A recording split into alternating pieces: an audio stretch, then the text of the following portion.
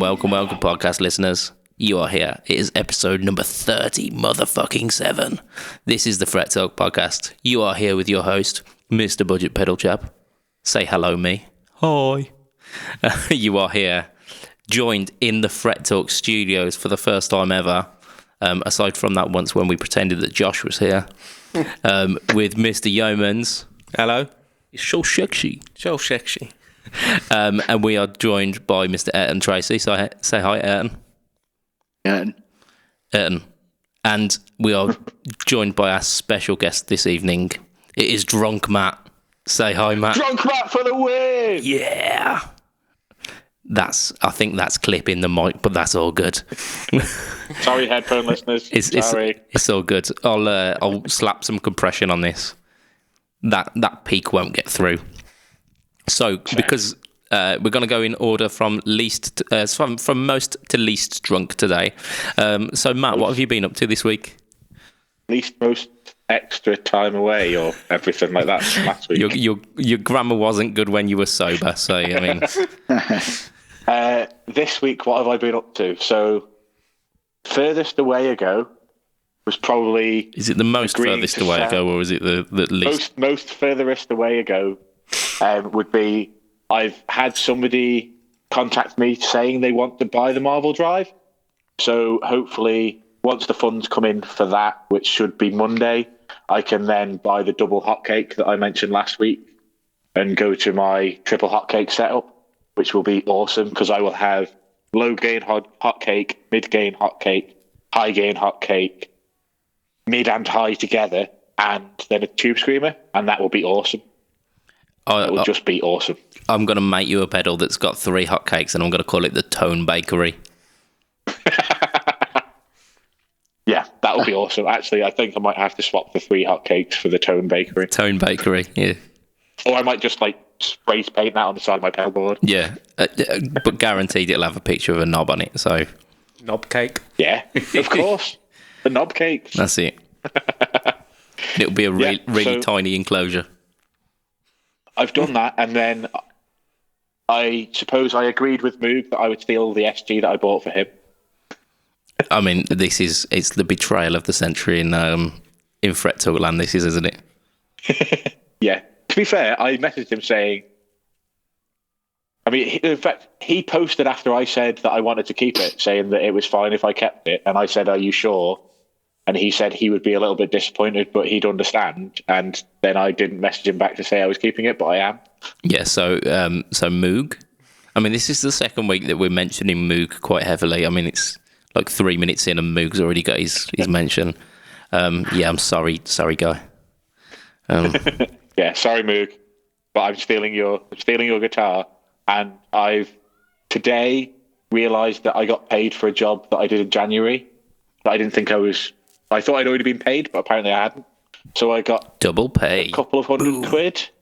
So with that couple of £100, I decided to put half of it towards the SG, because whilst it looks fantastic and it plays fantastic, the pickups are meh.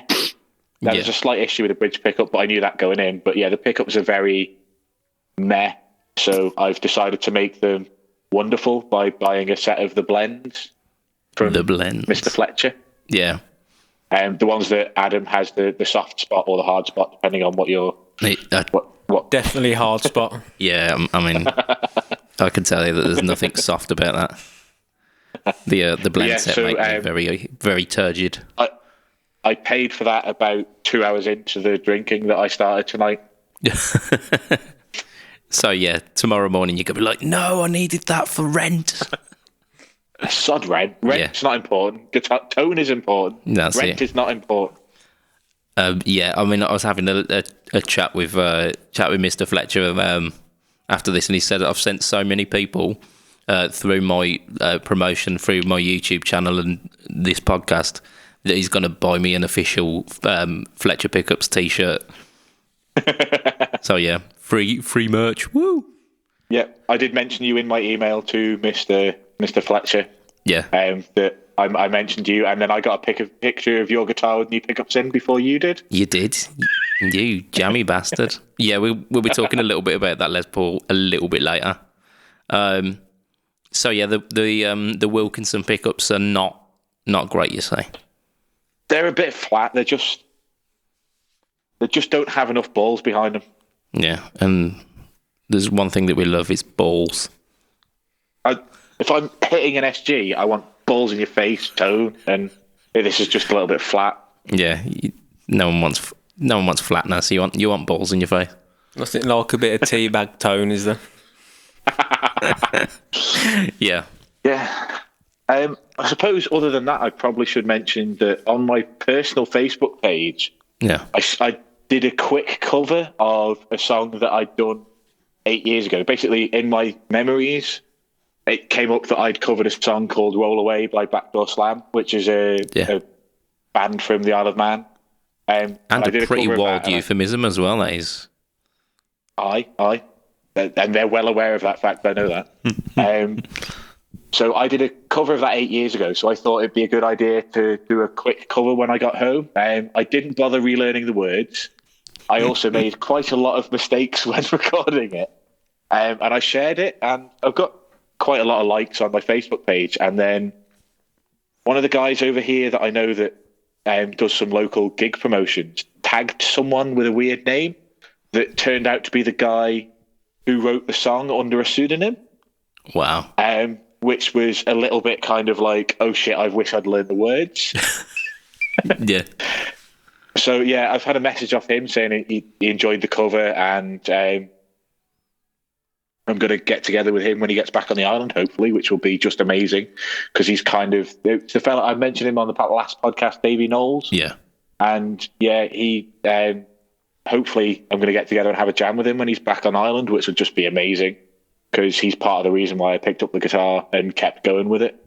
So yeah, that's going to be fucking amazing if it happens, but hopefully it will.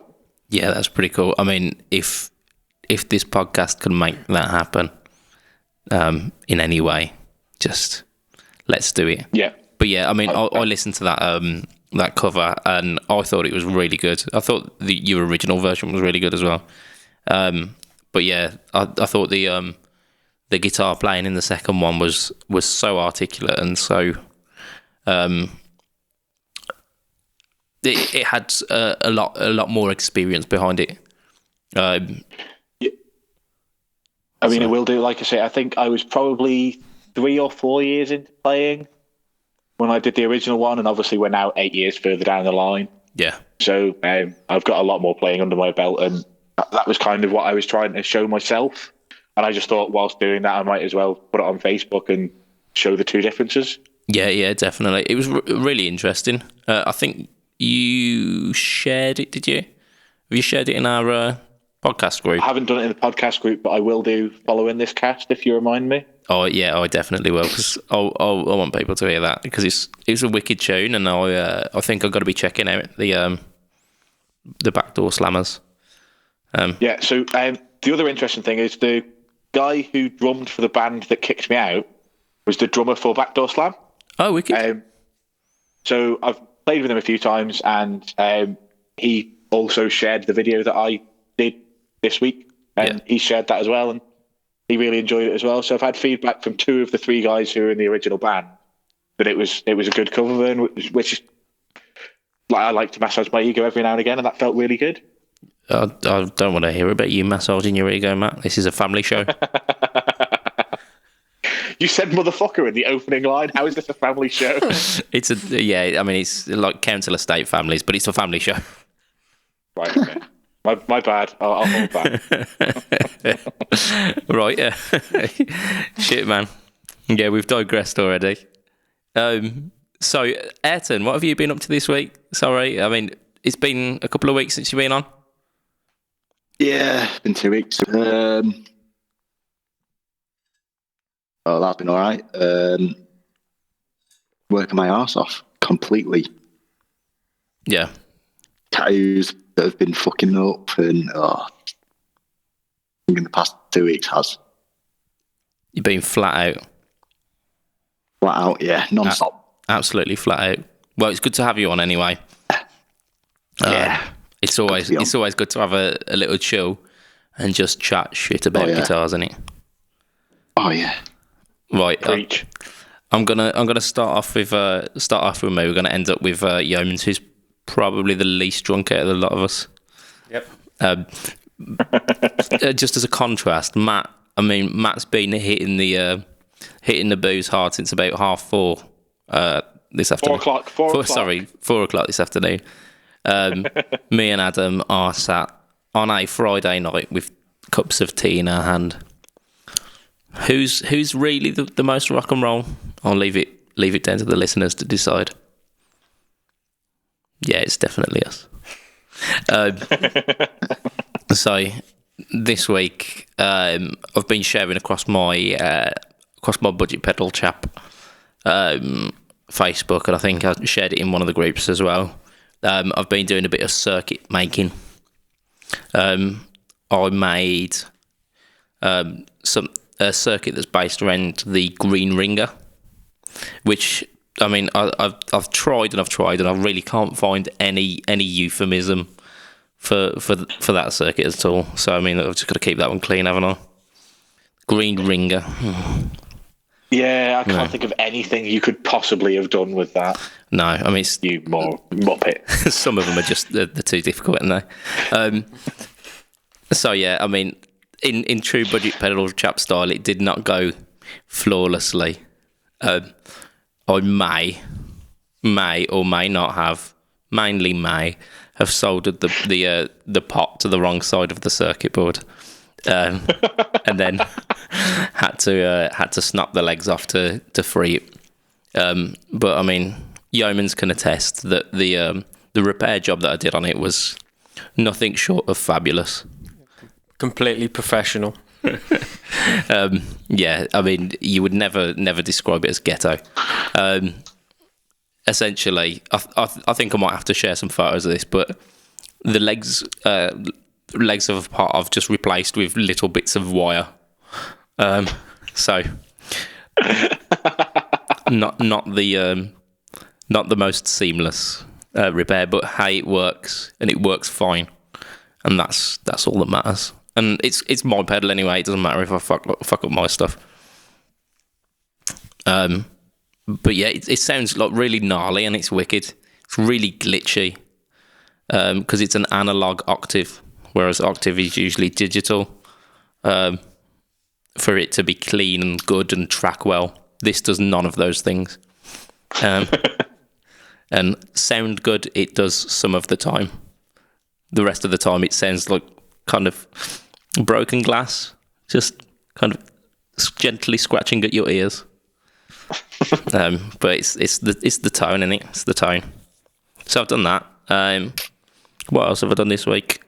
I released a video earlier on today on the Budget Pedal Chap YouTube of a guitar lick. And it was inspired a couple of weeks ago. I was listening to Derek Trucks, who is an absolutely wicked slide player. I am far too lazy to tune my guitar to slide tuning, and couldn't even come close to what he was doing if I had a slide and an instruction manual and 3 weeks to learn it. But what I did do, I was trying to kind of mimic some of the slide licks without tuning down. And I came up with this little kind of Derek Trucks inspired lick. And that was up this week, I think. But there's going to be another guitar tutorial next week as well, which I might share in our group and might do a little competition. But yeah, I don't know. Will the competition have a prizes? Yes, I'm thinking. Personally, I will mail out a lollipop to anyone who can nail this lick. And if it's about playing, then count me out. I thought it was going to be like naming your next pedal.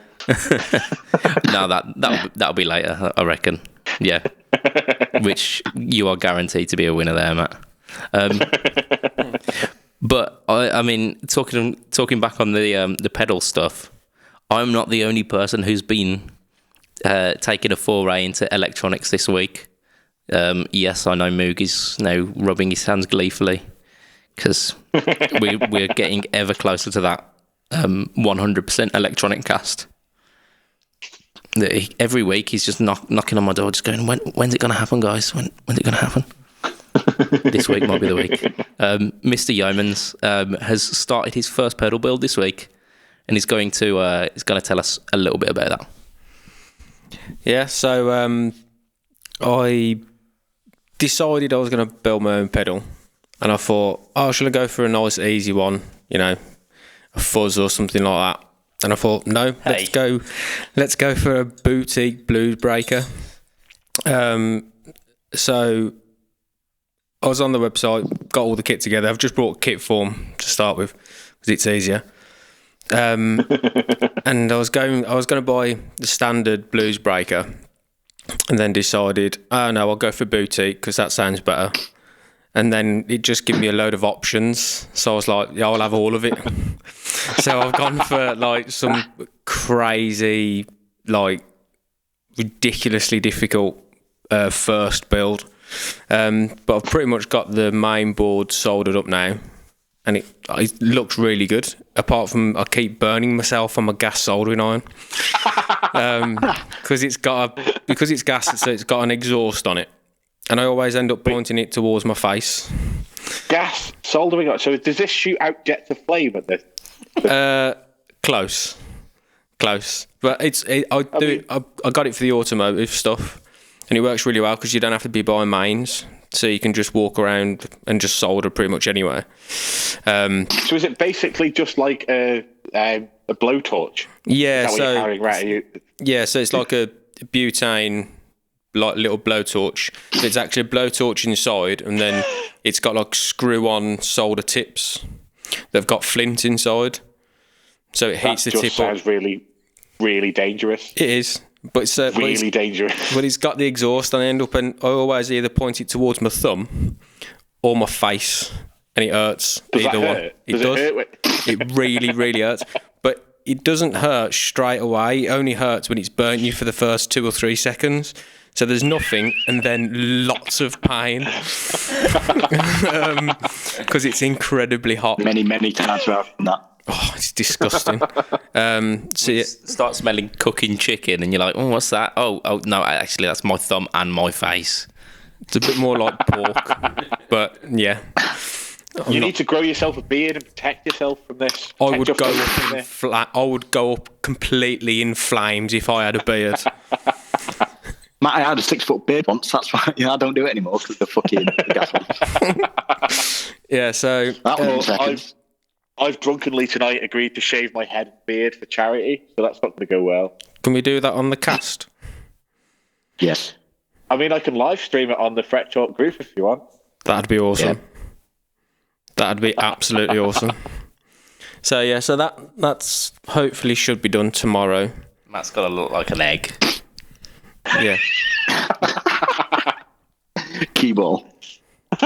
Well, it's close to Easter, so if you do it just before Easter, I'm a Bernie delivery.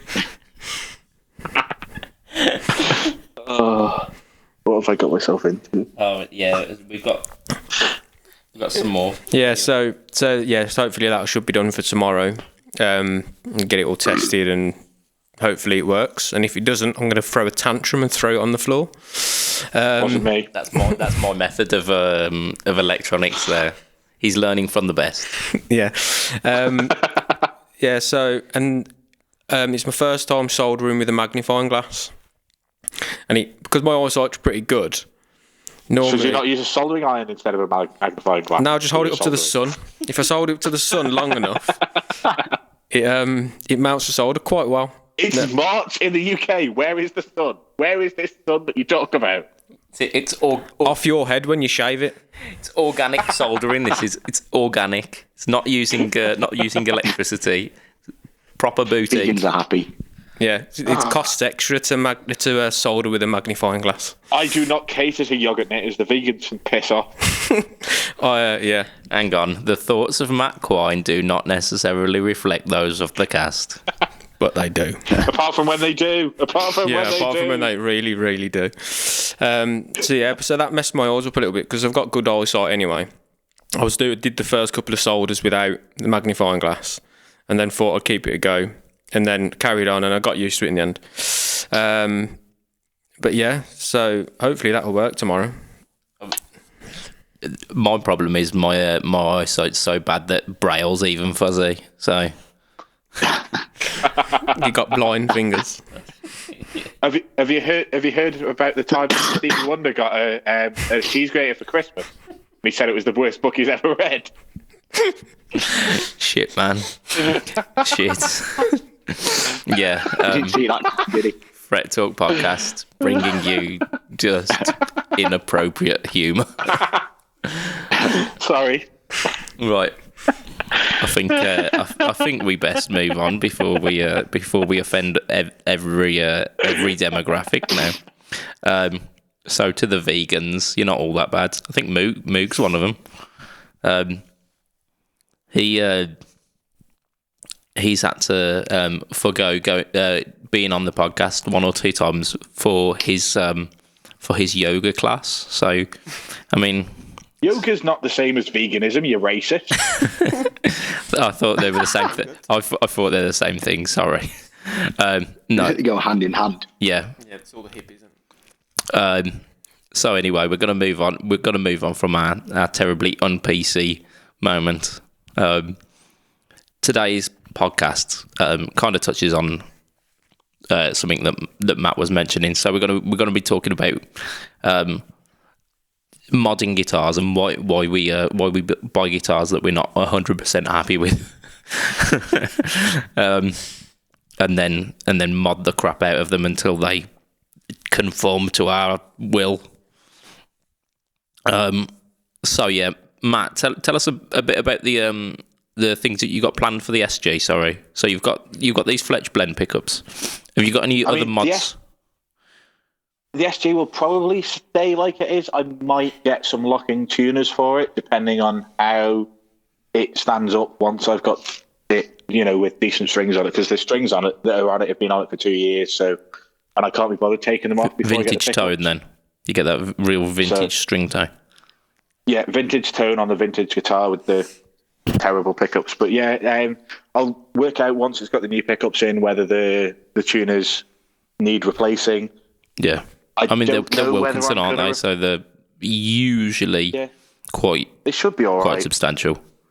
But if I do replace them, I'll just get a set of locking tuners. The nut, I've started changing the nut to Graphtec nuts on a couple of guitars. So I've got one on the Telecaster that I need to put back together. I've got. I know, there's a joke about having a good nut, but I think I'm too tired tonight to even make that one. And I've got a Graphtec nut to put on the Gretsch.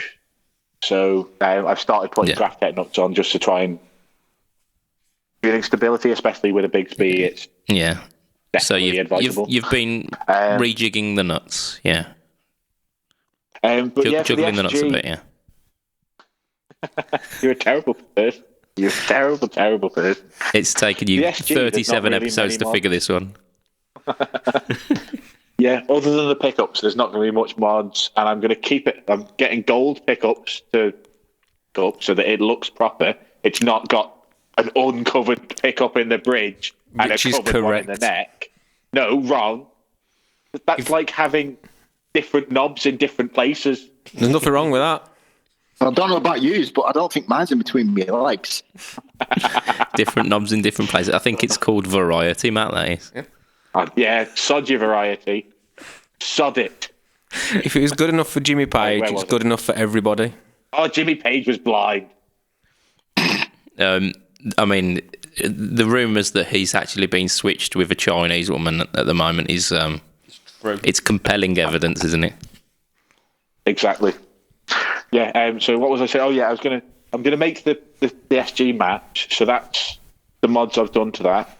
In the past, my Cabrinettelli has a Callahan bridge on it because the made in Mexico Fender stuff rusts like nobody's business and is terrible. So I got rid of that and I replaced it for some stuff that's not going to rust, which has gone really well because it hasn't rusted since.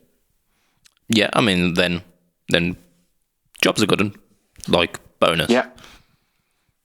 So we've got Callahan Bridge on that. Obviously, my Squire Strat has got a new pick guard, new pickups, new volume pot, but no new tone controls. I left the tones as they were, but I changed the No volume one needs pot 'cause tone control. I mean, I don't think I've ever used a tone control on any of the guitars I've had, which is probably why I don't like Strat pickups. Yeah. I think we're really digging into this this root of your fear of Stratocasters, aren't we? It turns out you're wrong. No, we're not wrong. We're right.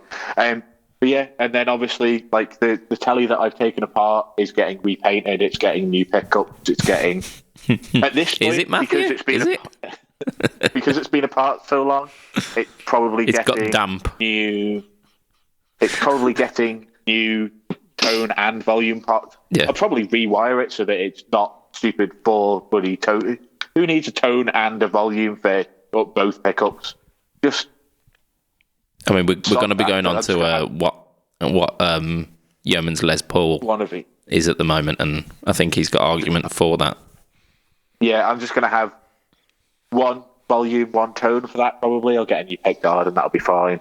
I might even scrap. I might even just go one pickup and sod it all off and just hardwire the pickup to the output jack. I mean, you're literally seeing the look of sheer disbelief on two of our faces right now. But yeah, I haven't decided on I'm that. smiling like a Cheshire cat. You see, it's the right thing to do. What else have I done? I've built a Telecaster from scratch in the past. Built a Telecaster from a Strat. No, from scratch. Oh. So basically, bought a piece of wood and then a neck, and then put the two together, and then put a bridge on, and then put some pickups in it and some wires. I say I built it from scratch. My dad built it from scratch whilst I watched him do it. No, I mean, that's the same thing, isn't it? You are more than welcome to take credit for that. Yeah, so I did that. That's an okay playing guitar, apart from the fact that the Yeah, Dad. string holes from the back didn't quite line up with the bridge. But instead of moving the holes to put the strings through, we moved the bridge. So the bridge was then off center to the neck, and the high E string, you couldn't really play it past the 15th fret because it wasn't over the fretboard anymore. But as long as you play chords, it's all good. Not the world's greatest guitar. I mean, you live and you learn, don't you? You live and you learn. Yeah. What else have I done mods to? Oh, the Jazz Master, I just put new bridges, new saddles on because, Jazz Master saddles just like to not hold the strings in place. Yeah. So I bought Graphtec saddles that do like to hold the strings in place. I'm sure I had an argument about this online the once that I was saying that like Jazz Master bridges are just not very good. And then like a bunch of people jumped on me going, "No, I've never had a problem with the Jazz Master bridge." I was like, I mean, if you play really light, they're fine. But as soon as you play and you want somebody else to be able to hear it once your amp is turned up to 10, then the strings come out of the bridge. yeah. Yeah, I replaced the saddles on that. I've got a guitar that's got a really badly cut nut. That if you smack the low E string, the E jumps off the side of the fretboard.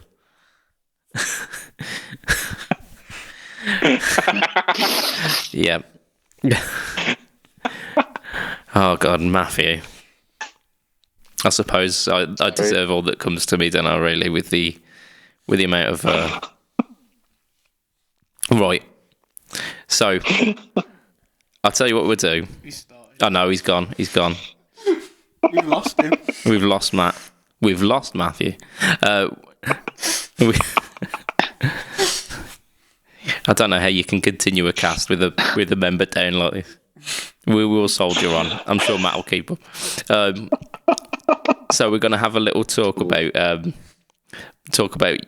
your Les Paul Yeomans. So give us a little bit of a rundown because I think we've mentioned it a little bit on the cast before, but it's you had it back last week from like immense mods, and I want to know what's going on with that. Yeah, so when did I buy it? It was Probably about 2 months ago. Yeah, about 2 months ago. Me and you went down to Leeds, I think it was. Try again. What Essex. was it Essex? Okay. Well, You don't go down to Leeds from Birmingham, just as a heads up. I don't know. You don't go to Leeds. You just don't go to Leeds. What's wrong with Leeds? They've got the greatest rugby league team in the world. I don't like rugby. Ah, you're wrong. I'm not. You don't like mismatch pickups. So you're wrong. Which makes me right. Anyway. I'm not wrong. Yeah, so we went to Essex and picked it up, which was a fun drive. What was it? 5-hour round trip or something like that. With the Burger King as well, which was nice. So, yeah, picked it up. The previous owner brought it from new, from PMC. PMT Southend. I've got the original receipt, and he traded in an Epiphone Les Paul and a Fender Strat. I think USA, wasn't it? Yeah, USA Strat for it. And it's beautiful. It's honey burst, slim 60s neck, but not too slim. And I played it twice and gave it to the luthier. So I paid £1,000 for this guitar. I played it twice and never seen it. I didn't see it for 2 months because I was like, right, the pickups are were just too much. It had a JB in the bridge and a jazz in the neck. Well, that's what I got told, and then I took the pickups out and sold them as a JB and a jazz. And when I took the pickups out, it turned out that the neck was a Seth Lover, but I'd already made the sale, and I was like, oh crap. So don't tell him. Well, they're worth more money, aren't they? Them Seth Lovers than the jazz. Yeah, and that's what I was annoyed about. But I'd made the sale, so I'm a man of my word. So got that done. I took the pickups out, give it to the luthier. I got it back last week, and it is phenomenal. It is absolutely phenomenal. It's had a new nut, new uncoloured bone nut, 50s wiring, all new. He's gone again. All new pots, all new CTS pots. I'm alive. I had the knob pointers put on, the little metal pointers. You cannot say that. I can. But yeah, because I really like the look of them. So I got those put on. Yeah, we've lost Matt. Yo, man, likes a pointy knob. And a flesh-coloured nut. Yeah, I love a flesh-coloured nut too. Yeah, so it's got the knob pointers on it. And then I got a pair of Fletcher Elysiums with the neck pickup magnet switched. So it is now out of phase in the middle position. And out of phase in the middle position with a little bit of volume rolled off either one of the pickups gives you the creamiest, most beautiful sound in the world. It is absolutely stunning. And then what else did I have done to it? Oh, the orange cap capacitor mod and all cloth wiring throughout. And then it had a weird thing where the back covers were black, and then all the plastics on the front were cream, which I thought was quite strange. So I had the cream covers for the back made, and I absolutely love it. I'm probably over 1,700 quid into it now, which is ridiculous money. But it's perfect. And I absolutely love it. And I cannot put it down. It plays like butter. And even acoustically, it just sings. Plays better than butter. I mean, I've tried plain butter and it just gets in your fingers. It's horrible, really greasy. Yeah, it's not as messy as butter, but I absolutely adore it. I can't believe how different it plays compared to when I got it. Because the guy who had it, I think he just played it and didn't really look after it much. Didn't really get it set up, and so like it had a real good fret dress, full setup. All clean. I literally absolutely everything. And I don't think I've ever played a better playing Les Paul. It's incredible. Yeah, I think I need to give a shout out to the luthier who did the work as well.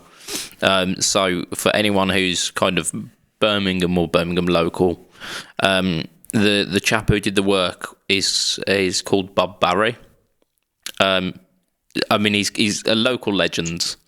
Anyway, I mean, I heard about him through a brother of one of the guys that I used to work with, who's an absolutely amazing guitarist as is. But he bought a Les Paul to a show the once that I was playing also. And he just says, oh, here you go, you play guitar, do you want to play this? So I played it, and it felt like the tension on it was just so beautifully balanced. It felt like there were 9s on it, and he says, he's put 11s on that, mate. So Bob Barry is an absolute wizard. He's a lovely chap as well. So yeah, I mean, absolute massive shout out. If you want some work doing, and you are a Birmingham local, or you're willing to ship a guitar out, Bob's your man. He's not your uncle. He's your chap to go to. I've taken guitars to Bob Barry before as well, and he's, like I say, he's absolute wizardry.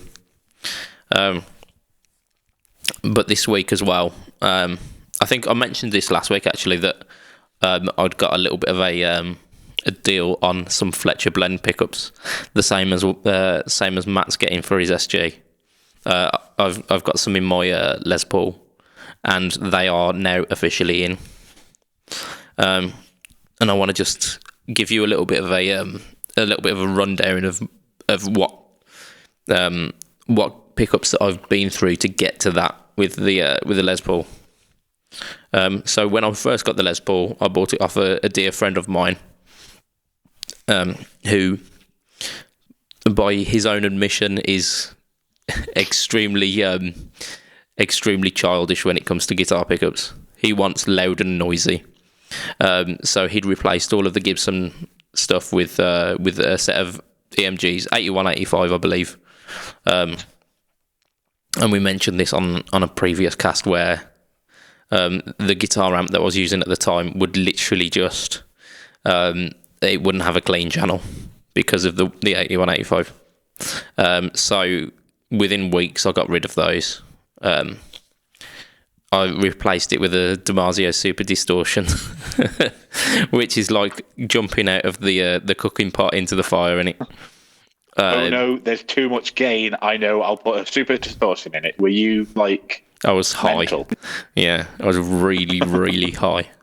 No, it's what I had lying about, because I had an Epiphone Les Paul, which was my go-to at the time.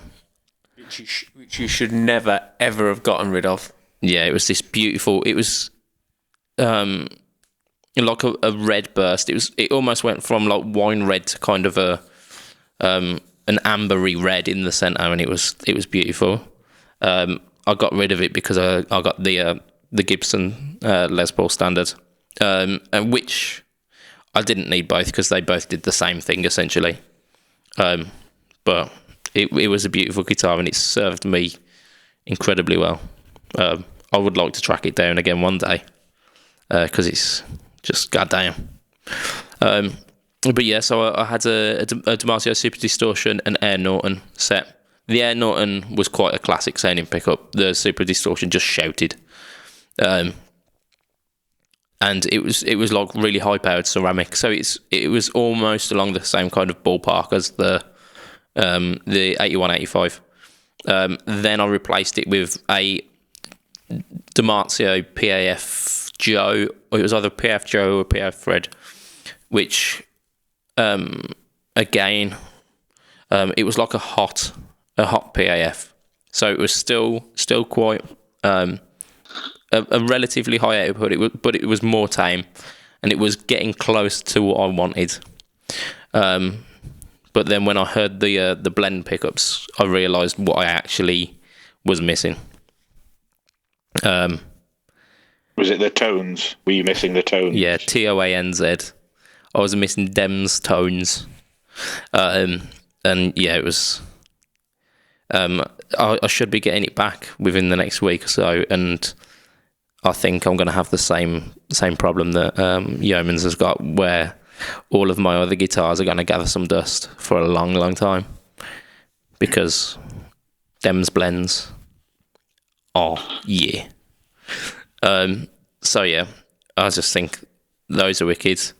Ayrton, your modding days are a little bit slightly different, aren't they, than some of us? Because you've got quite a few standard guitars, haven't you? I mean, you've got a beautiful SG, which I may cover just a slight bit. Yeah, that SG's that's all stock. I mean, most of my guitars are stock. The other ones that aren't really is my Ibanez GS 100 doing the bridge, which that's how I got it. Bought it second hand for that. And then my PRS Custom 22 SE JB in the bridge. Yes. So roll with my PRS for that. The only other one I've really done is the guitar, the Les Paul that I built out 2.5, 3 years ago now. Yeah. Which from scratch, which took a fucking age and a shit ton of fucking money. Spec it out how I wanted it. Yeah. It's just insane. So good. So what pickups does that have in it, sorry? The EMG headset. Oh, right. I've heard good things about them, actually. I've heard that they're slightly more They're subtle. insane. They're absolutely insane. Yeah. They're an active pickup, but with like a passive feel to them. Yeah. Too much in your face, but there again, you've still got the attack. Yeah, I think we were talking last week about the neodymium set that Fletch makes, and I think from what I hear about the headset, they're quite similar. Like you can get that aggression, but if you start backing it off, you get them sweet tones. Oh yeah, it's ridiculously good guitar, but it is ridiculous heavy. Yeah. So not a chance of me playing that for more than 2 songs. Yeah. It's just that heavy, Yeah. Pure mahogany and spotted maple cap. It's Ooh, I bet it sounds good though. Insane, absolutely insane, but it's too heavy. You're gonna have to Gibson it and put some holes in it. Speed holes. I'll put some speed holes in it. It'll just kill it, I think. Yeah. It's too pretty. So it's your show guitar. A studio tool, that would be, wouldn't it? Yeah. I mean, that's the only time I've only really used it for studio work. Yeah. And like once at a gig as a backup guitar. Faux show. So to wrap up our mod thing, we're going to talk about some kind of mods that we lean upon.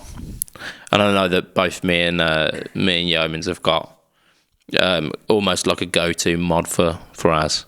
Yeomans is a Strat guy, pretty much through and through. He's got how many is it now? Three Strats, but I mean he's had like probably about he's had quite a few on the go. And there's a mod that you always do for it in there. Yeah, so you have to, in my opinion, get the tone control to control the bridge pickup, because I find the standard Strat layout just leaves the bridge pickup a little bit shrill. But just having that bit of tone control on the bridge pickup, it makes the guitar so much more versatile, and it helps you get a nicer balance throughout the pickups. Yeah. I mean, the Strat sets that I've got, the bridge pickup doesn't suffer from that kind of ice pickiness that some sets do, but having the ability to manipulate the bridge tone for me again it's a must. I know, Matt, you were saying before the cast started that like your hatred of Strat single coils and your almost rampant fear of the tone control. Yeah, so I don't really do as I mentioned before. I pick up hardwired to a jack socket.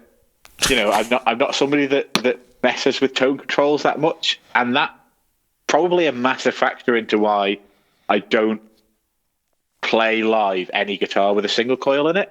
Yeah. And I probably should learn to use a tone control properly, but my only experience with a tone control is rolling it all off, throwing the gain up as high as possible and trying to play Santana licks, which sounds amazing, but at the same time, I should probably learn how to use it properly as well. Yeah. Yeah, I find that you can really unlock some real sweet spots in pickups by you have to have a good tone control as well, because if you're using kind of cheap pots and cheap wiring, it's almost all or nothing. You get like slight roll off and then it's just like woolen blanket factory. So it needs to be a good responsive tone control. Yeah, I suppose I also probably should point out that my Cabernet doesn't have a tone control. This is where you need to get the drill out, Matt. What, and ruin that awesome Shoreline Gold finish? No, thank you. It's all right. You can put a torque guard over where you were in the paint. Just do like a flying V input jack thing, and just have like a taut circle around the tone control. There you go. Problem solved. And for those of you who are familiar with me, you'll know that I do like a good telly. I like a bad telly. I like all the tellies. They're all good to me. But the kind of the go-to mod for me on a telly is So Matt's showing his telly that's got no. It's just a body. Yeah, my go-to mod is by ripping everything out and just leaving it. No, my go-to mod is the Seymour Duncan. No metal in it. Yeah, it's the Seymour Duncan quarter pounder or the like quarter-inch pole pieces in the bridge pickup, because it gives a almost P90-ish sound. So it takes away that brittle twanginess that you can get with tellies, which some people love. But I mean, I don't play country, so I'm definitely not a country gentleman. Although some would argue. So yeah, I've got to have a fat single coil in the bridge. I did Google fat singles once, but I mean, absolutely nothing guitar related came up. Fun afternoon though, I suppose.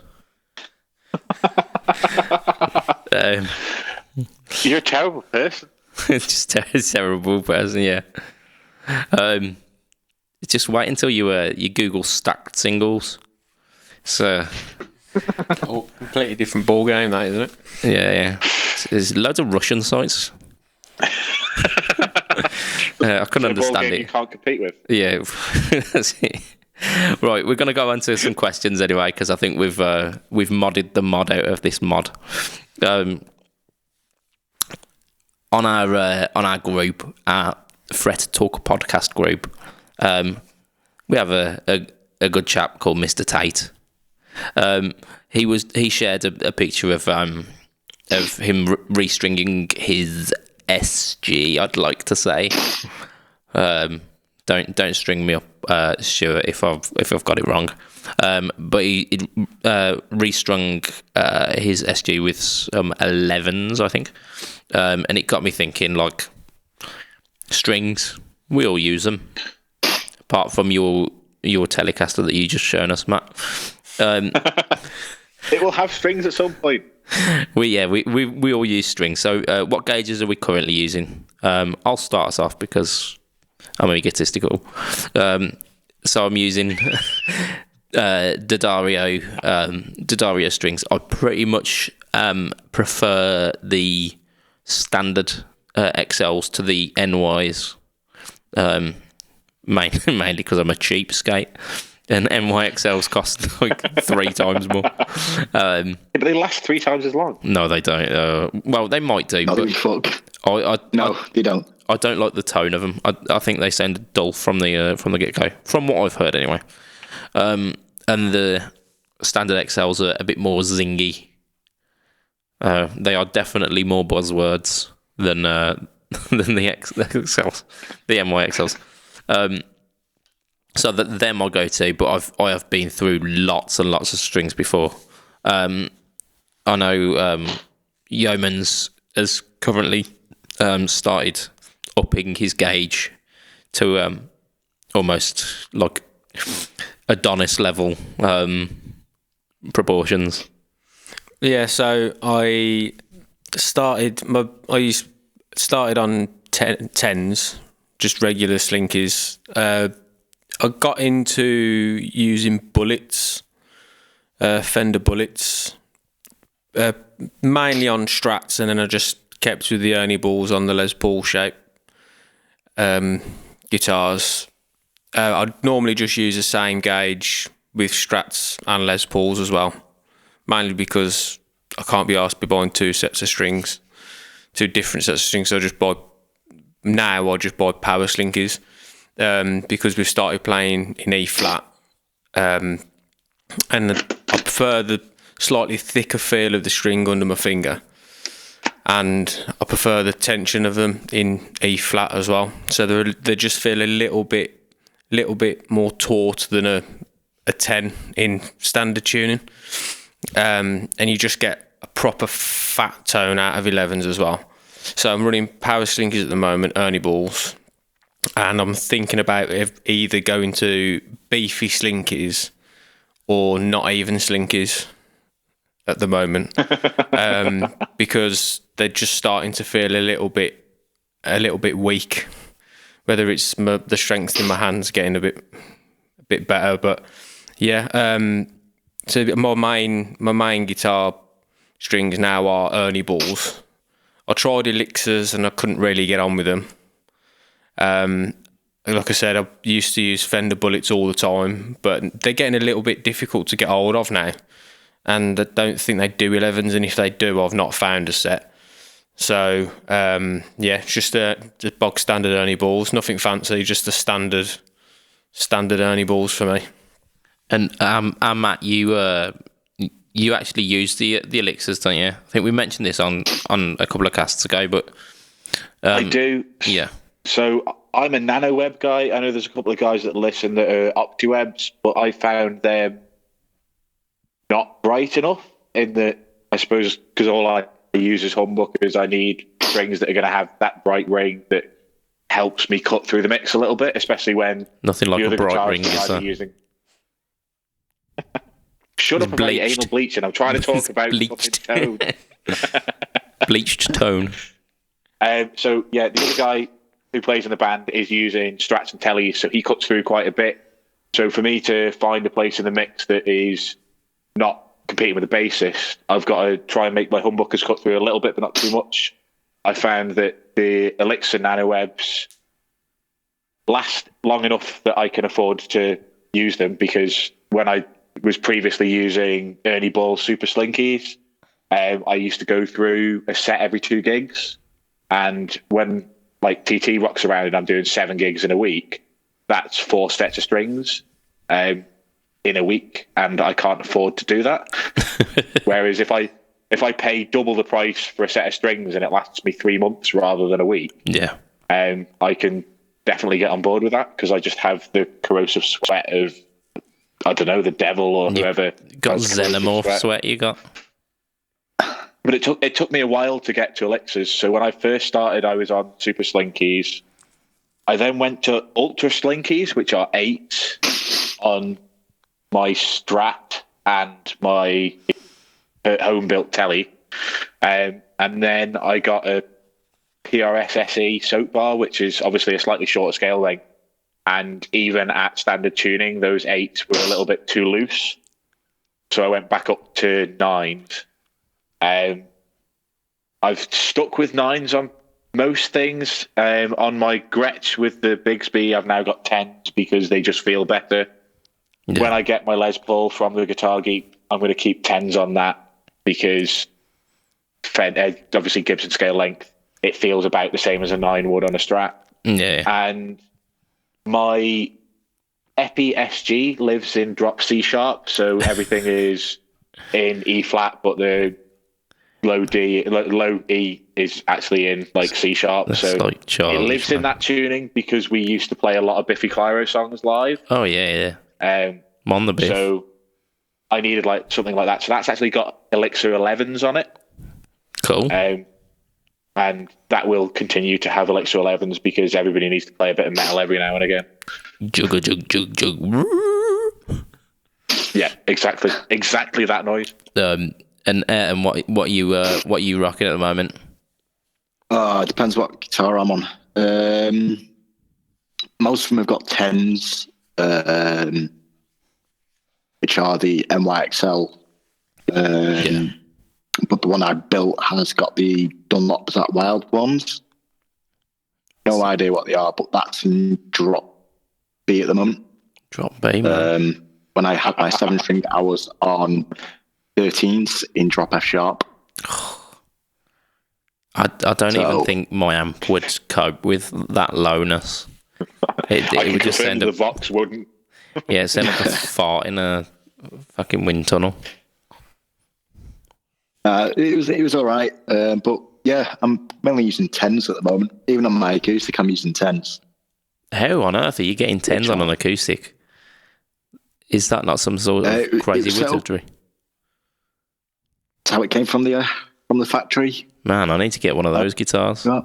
I cannot play acoustic.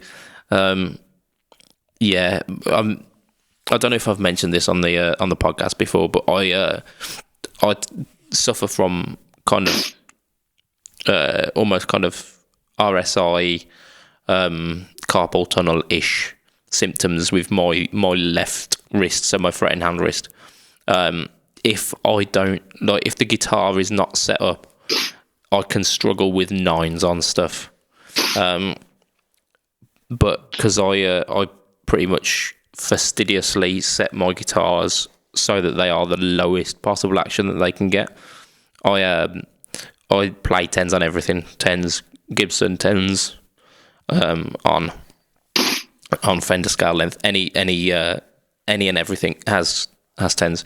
What I tend to find is more of a deciding factor for me is the thickness of the neck.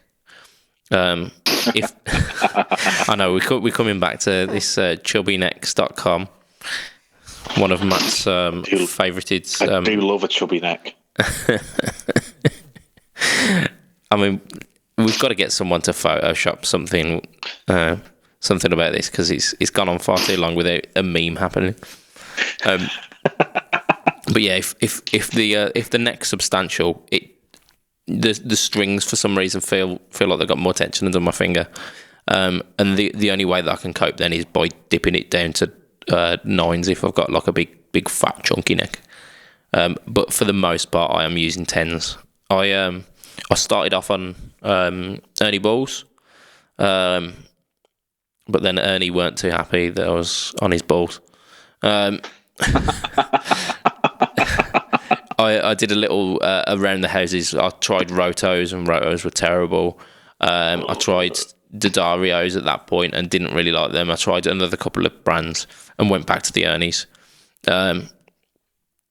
Then, probably about 5 years ago now, I tried a set of Didario because there was an offer on a website doing them something ridiculously cheap, like £3.50 a pack.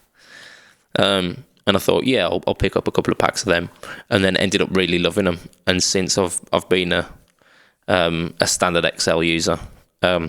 Very recently, I've gone through another couple of string choices to see what the fuss was about, because like not so long ago, Ernie Ball bought out the Paradigms, and the NYXLs have been out for a while. None of them have really wowed me as much as the standard XLs. There's, I think the Paradigms, I actually bought a 9 to 46 set, and I did like them, actually. But yeah, I think generally speaking, I'm staying with my XLs. But yeah, it's all about tension for me. I think in my most recent budget pedal chap video, you'll see me with a wrist brace on, and that's sometimes how I have to cope with string tension. What I will say is though, because our band's recently moved to E flat tuning, certain guitars I might put 11s on to bring that tension up a little bit, because it helps with tuning stability, and if I can deal with the tension, I can deal with the tension. So yeah, I mean, I think that's where I'm at with strings. We are going to go on to our final question for today, and we're going to do. It's going to be a quick whip around. It's going to a double, a double-ended question. It's degenerating already. A double header. So first of all, on a group, I don't think it was ours. On a group, I saw someone asking for advice on. They have £300 to spend on a guitar. They are a bassist, but they want a guitar. It needs to be versatile because they want to play crap loads of stuff and only want one guitar. And it can be used. So we've got to think about £300 is your budget. You are looking for a versatile instrument. Yoms is going to start us off because he's got the answer already. I think he's just going to shout Strat. It's just shouting Strat until we give up. But yeah, let's go. What Strat you buying for £300? The classic Vibe Squire Strat. All day long. Yeah, you're going to have to get one new for that. I think they're about four. They're like 4 to 5, I think, and I know, but you definitely 300. Yeah, on the used market. I picked a classic Vibe telly up for I think it was 150. So you like all day, every day, you'll be able to pick up a classic Vibe for 300 on the used, and that is a good shout. Matt, do you want to? I mean, I hate to say it, but if you want really versatile, I'd be going for something like a vintage. Is it V6? Their Strat copy. Sure. I'd be going for a vintage Strat, and they're about 269 to 300, depending on whether you go standard or relict. Yeah. Yeah, they do a couple of variations of the Strat at that kind of price range as well. So yeah, vintage are doing pretty well lately. Yeah, I think they're really taking a swipe at that kind of middle lower tier, that £300 mark. Yeah. I think they're trying to take a chunk out of the classic Vibe market, aren't they? Yeah. I think for me as well, classic Vibe, one of the classic Vibe 50s tellies would be ideal because they're versatile and they've got allegedly tone rider pickups in, so you're not going to get the hassle of having to change out pickups that you might do with a vintage. That being said, vintage do a thin line telly. I think it's like the V72 Icon or something like that. And it's got like a mini bucker in the neck and a standard telly pickup in the bridge. That sounds like it would be versatile, and it's sunburst with a bound thin line body, which, I mean, none better than a bound telly. None better. And what you suggesting for Mr. Bassy McGuitar Face?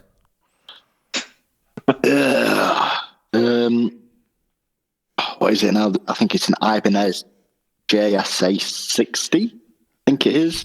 Yeah. It's kind of like a strap body. It's got single coil in the neck, single coil in the middle, and a humbucker in the bridge with a basic tremolo as well. Oh, are you thinking the SA? Is it? I think there's an SA. And I think there's a GSA 60. Oh, GSA, yeah, the Geo, yeah, cool. I reckon if you're looking on the used market, you might be able to get one of the SAs. I can't tell you the barcode that Ibanez give it, but that's a wicked shout. I mean, in terms the GSA 60 is 175 quid on Dawson's, brand new. You've got £300 to play with here, mate. Go for the next model up. I'm just saying, you could do that, and then you could, I don't know, get yourself a decent set of pickups, or upgrade something like that. Yeah. Or get yourself some pedals. Ed's just said that, and that reminds me that actually the best guitar you can buy for under 300 quid is a Yamaha Pacifica 112V. You got a humbucker in the bridge, 2 singles in the neck and middle, and you've got 100 quid to buy yourself some pickup upgrades if you want, or you could buy yourself a pedal. I thought you were going to say a pen then. Better. Buy yourself a pen so you can write down how awesome you are. Oh yeah, you buy yourself a Sharpie, get a famous person to sign it, and add £1,000 to the price tag like Gibson would. I'm gonna give a shout out to my Vox, whatever the fuck it's called. The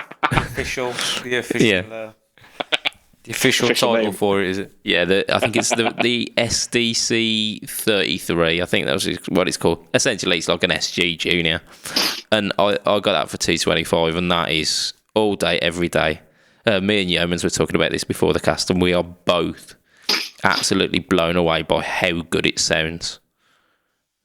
Usually, the first thing I'll be doing with any guitar that was at that price point is going, okay, Mr. Fletcher, can you sort out some pickups for this? But don't need to. Really don't need to. Vox absolutely nailed it. Absolutely nailed it. So I said that this question was a double header, and the second head is about to enter. All right. Mr. Miles. Oh, fucking hell. Ollie of Milington. He started doing stuff on his Facebook page, this Ollie Miles musician page. So yeah, check that out. Probably. I don't know. That's about as much of a shout out as you get in Ollie. He says he's going to be taking some pretty prestigious gigs and some perhaps lucrative possibilities coming up, and he needs a really versatile instrument. And he says, so yeah, it needs to be versatile. It can be used. So same question, price point's different. 800 quid this time. What are we thinking for 800 quid? What's the shout? Yeomans is coming in hot on this one. I'm not sure how versatile they are, but I really like the look of the Schecter PT, the Telecaster with the P90 in the neck. I think they're like 670, something like that. I'm yet to play one, but I've seen a couple of good reviews, and they're just under that price point, and they look pretty damn good for the money they're asking for it. Yeah, having a P90, like a P90 and standard telly pickup configuration gives quite a versatility. I think Ollie was kind of angling himself towards an HSS Strat or something along those lines. I think he wanted like real versatile. And if he wants super versatile, I think I'm gonna have to go for the Variax JTV 69, which is the HSS 69. Yep. We almost had a small amount of podcast without any And that was it. innuendos. Yeah, we were getting About to go and ruin it. we were getting dangerously close to a serious guitar podcast. Then Step away. that's it. I think as long as we're not mentioning rimming, we're all good. I think we're dirty bastard. Yeah, so Keep your tongue in your fucking mouth. something that I keep seeing on the internet recently is people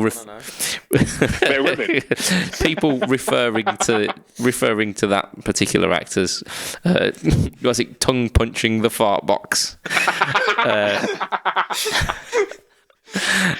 It's just talk about Skyrim. I don't. I just think there's something quite poetic about that, isn't there?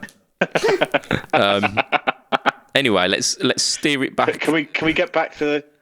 That's it. I'm going to be controversial for Ollie, but hey, I haven't finished talking about my 69 here. Right. Okay. Continue talking about your freaking blowjob. That's vagina it. licking extravaganza. Yeah. So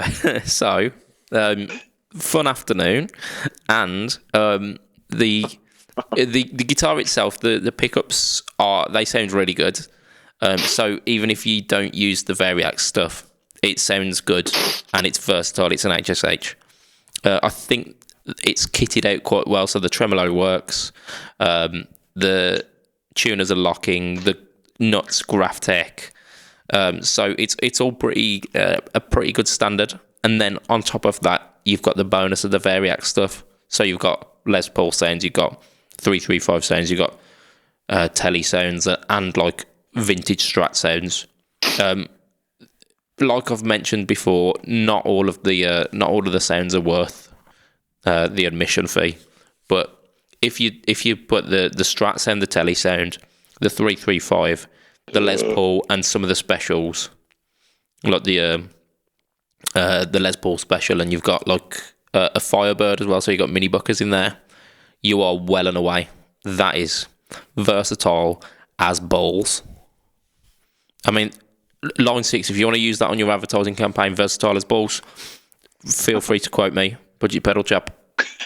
Line 6 Variax technology, versatile as balls. I'm not too sure how versatile balls are. I think we may have noticed a flaw in the advertising campaign here. They have one function. One. I don't know. The other function is to be like really fucking annoying if you get kicked in them. But yeah, sorry, Matt. Carry on with your inferior choice here. I wouldn't say inferior, but I'm gonna cheat. Supro are having a sale at the moment on several different websites. Oh no, you didn't. And you can get a Supro for £400 now. And when we tried those guitars at Peach, they sounded fucking immense, like proper good. So if I was Ollie, I'd go out, I'd get a HH Supro, probably the thin line one. I think that's coming in at like 426 at the moment. I can't remember what it's called. You could get the Supro amp as well for like 800. Yeah, no, forget that. But the Supro guitar, get your HH thin line Supro guitar, and then with the rest of your £800, buy a vintage Strat. Nice. So 2 guitars. And you've got everything. Then you've got everything. And you buy one of those mono 2 guitar soft cases to put on your back, and you can carry both of them. However, when he's playing a prestigious set, like an open mic night or whatever, he can't play 2 guitars at once unless he gets his Michelangelo Batio on. I've thought about this as well. He buys Line 6 G30 wireless system and an extra wireless pack for the guitar, and then when he wants to go from the Les Paul tone to the Tele tone to the Strat tone, he picks one up, puts one down. They're both on the same channel, so they're both. You don't have to. All you literally have to do is take the guitar off, put the next guitar on, and you're done. And you can do it in like 3 seconds. You have thought about this far too much. I mean, this is getting close to actual advice, and I'm like, scared. I'm I'm I afraid. might have sort of like, we've got a song in the set list that I like to use humbuckers for the rhythm bit, but I quite want to use single coils for the lead, and I may have like thought about ordering a second pack for my wireless system and borrowing the other guitarist Strat for the second half of the song. Get yourself So a I have Variax, thought about man. this a lot. Yeah, that would be the easy way to do it. Yeah, coil tapping. You Yeah, see, I've got coil taps in the Epiphone Pro Bookers in the anus. pointy guitar, pointy direction, like lightning bolt. You want about the Explorer, Matt? Explorer, that's the one. It was all the I've got hand coil taps in signals there. that you were giving were. John Travolta, Saturday night, or whatever it was called. Oh, I mean, considering Matt's as drunk as he is, he did pretty well. but yeah, I've got coil taps in that, and I just don't like them. Maybe coil splits would be better, but I certainly don't like coil taps because the humbuckers and the Pro Bookers as a booker sound amazing, but as the splitted version sound a little bit shit. Okay. Yeah, I mean that's often a downside of split humbuckers, and I can see your point with certain instruments. So Ayrton, you're gonna ride us out on a horse made of glory on your final choice here. Fucking hell. Oh. You want what? Single coil humbucker? He just says versatile. So I don't know. Just give him a single pickup. Give him a Charvel Sandemus with one pickup in the bridge and the Floyd Rose. Just tell him to make fucking do. Could be 3 guitars. Could it? Or give him 3 guitars. Yeah, Gibson SG special possibly. Oh, An SG. Yeah, That'd be it. Sexy as fuck. Stands for sexy guitars, doesn't it? Yeah. Yeah. Sensual geezer. Yes. Fucking hell. PRS S2 second hand possibly. Yeah, I think this has been mentioned as well, hasn't it? The S2. Yeah, or a 50 quid Hello Kitty guitar from Argos. Yeah, the Hello Kitty Stratocaster is possibly the most versatile instrument ever to be made. I think you just need to get that. Yeah, so I mean, you've got some great choices there. I think we know that the winner is clearly the Hello Kitty Strat. Matt is doing our outro music now. We can definitely hear that through the podcast audio. Oh shit! That's how drunk Matt is. So we're gonna sign off for this week. If you want to catch me, you go Instagram.com/budgetpedalchap. You go Facebook.com/budgetpedalchap. You can find me in the Fret Talk podcast group as well, which is Facebook groups/Fret Talk podcast. Matt, if you want to go find him, you just listen out for someone who's playing guitar over any outro anywhere, and he will be there. He's Switch IOM on Facebook. Mank Chels at Twitter, and he does another. Manx Chels, not Mank. I'm not from Manchester. Manx Chels with an X. Okay, MANCKS Chels at Twitter. I am not from scummy Manchester. He's also on another. Yeah, well, you should move. Go somewhere better.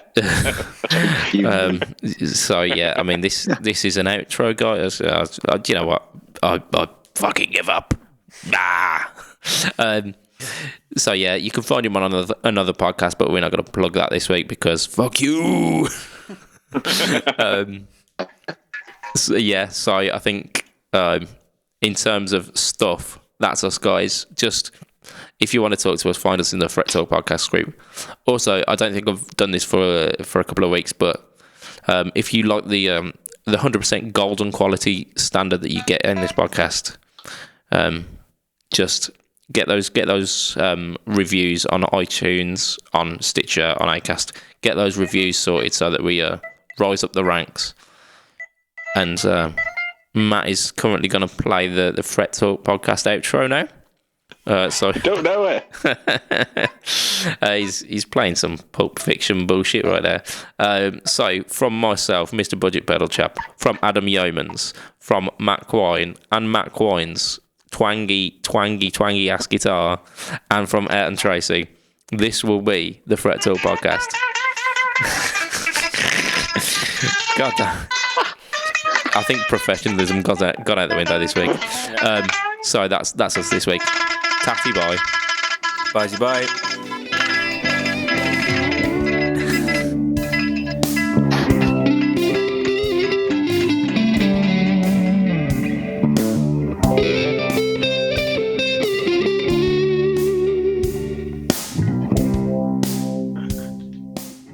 You're a knob.